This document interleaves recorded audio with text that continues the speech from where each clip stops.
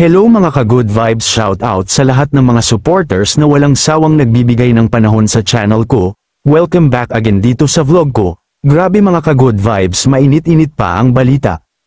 Hindi na talaga nakatiis si Mommy Judith, ang mismong ina ni Medeth, at sumabog na nga sa kanyang live, dahil sa dami ng mga chismis, intriga, at walang tigil na pambabash, napilitan na siyang magsalita, at mga ka-good vibes diretsahan niyang sinagot ang isyong lumalabas ngayon, na di umano'y nagli-live-in na raw si Medeth KBE. Aba, totoo nga ba? Sa gitna ng live ni Medeth, biglang ang sumabat si Mommy Judith, inis na inis at halatang nasasaktan sa mga paratang na ibinabato sa kanyang anak. Mariin niyang pinabulaanan ang mga balita na nagsasabing nagli-live-in na si Medeth KBE.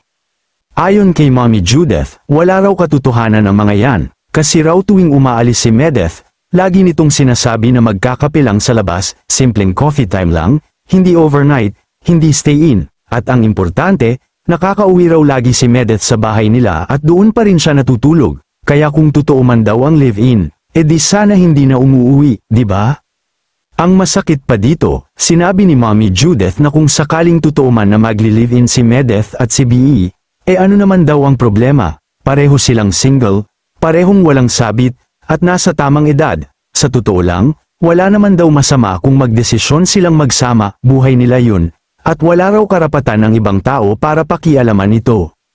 Pakialaman nyo muna ang buhay ng mga anak nyo, bago nyo pakialaman ang buhay ng may buhay. Yan mismo ang matapang na pahayag ni Mommy Judith. Ramdam mo talaga yung sakit, pagod, at frustration niya bilang isang ina na nasasaktan para sa anak niya.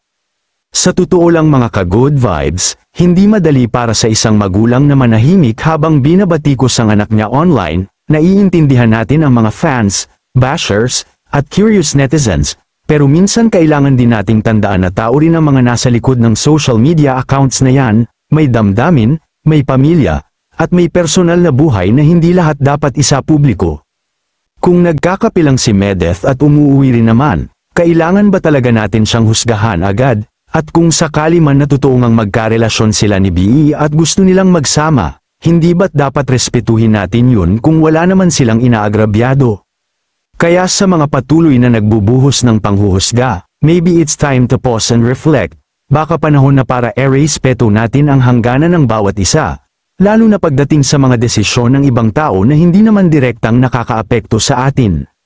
Shoutout kay Mommy Judith sa kanyang katapangan. Isa siyang tunay na ilaw ng tahanan, handang ipagtanggol ang anak sa gitna ng kontrobersya. Saludo kami sayo, kayo, anong masasabi nyo? Tama lang ba na magsalita si Mommy Judith? Stay tuned mga ka-good vibes sa mga susunod pang updates.